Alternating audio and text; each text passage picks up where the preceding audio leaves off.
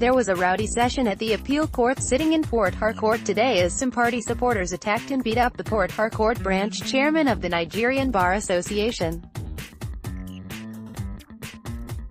Trouble started when some lawyers under the aegis of the Nigerian Bar Association, NBA, led by its Port Harcourt branch chairman, Sylvester Adaka, stormed the Court of Appeal to appeal to a sitting judge to adjourn proceedings for the day in furtherance of NBA's protest against the suspension of the Chief Justice of Nigeria, CJN, Walter Onogan by President Muhammadu Buhari. The presiding judge, Justice A. Agilmul, condemned and cautioned the lawyers and their approach in the protest, accusing them of desecrating the Temple of Justice. Speaking to them, Agilmul said, "Lawyers who are ministers of the court, which is the Temple of Justice, should not desecrate it by turning the courts into a public square, where lawyers will carry placards to disrupt court proceedings." He said that he was in the court just to take records of processes but will hear motions at an adjourned date. But when members of the NBA insisted the sitting be adjourned, some party supporters in court attacked the NBA chairman and other lawyers who were with him. They beat them up, insisting the proceedings must continue. The matters slated for the day were the controversial All Progressives Party appeals.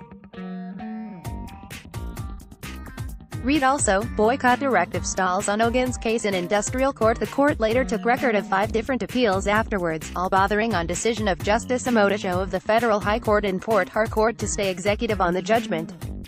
Justice Agilmul, however, adjourned all appeals till January 31, 2019 for hearing of motion on notice. The Rivers APC governorship candidate, Tunai Cole, who was in court, condemned the episode, describing it as unfortunate.